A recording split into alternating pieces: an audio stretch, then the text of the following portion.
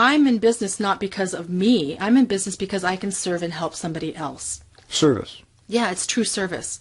It's true service. And I find that business, when we make it about the money only, and I'm not saying money isn't a part of it, because at the end of the day, it's about value. People will always pay for the things that they value. And what do they value? Good service. How do you make good service? By giving them the experience that they long for, that you secretly know what they're looking for, and you can even enhance. You know, I love what Maya Angelou says. She said that people will may not remember what you've done. They may not remember what you say, but they will always remember how you made them feel. The emotional connection. So emotion is the piece that I think is really key. So everything that I do in my business and what I teach my clients and in the programs I've developed is I have to start with my clients first. What are you actually selling?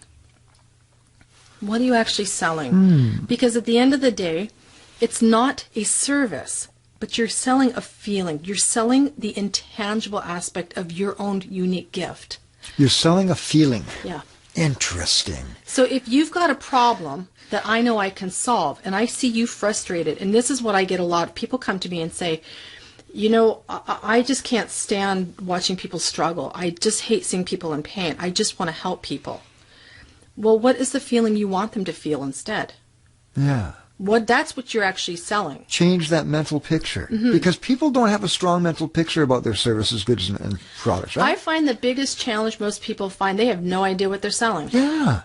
So they can't make a proper offer. That's right, because they haven't formed it up here. They haven't formed enough. So they've spent a lot of time looking at marketing as a means outside of them to communicate with people, but they don't really understand what they're selling. You aren't selling accounting service. You're not selling massage services. You're selling an experience that's going to transform a problem that that person has.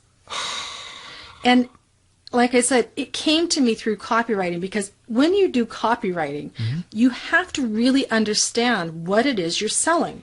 I have to convey through writing, word by word, clearly and succinctly, because I only get a split couple of seconds. If you open an email, if you're opening a letter, a direct mail piece, you need to look at that and go, I really want to finish reading. So I learned how to catch the emotion of it right up front to get you to keep reading.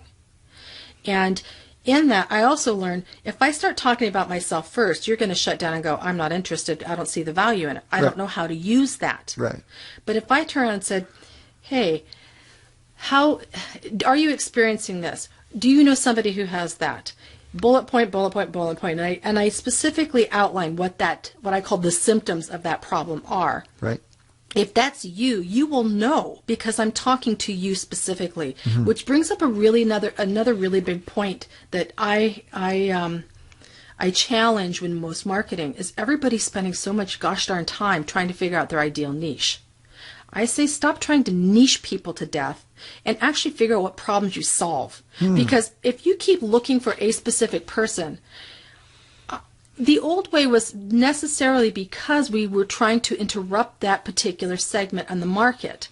But the thing is, lots of people have problems, but we want to find the people who actually have the problems that we can help. They may not look exactly like what you think. And what I have found to be true is that most solo service professionals enjoy the clients who are most aligned with them in their own values anyway.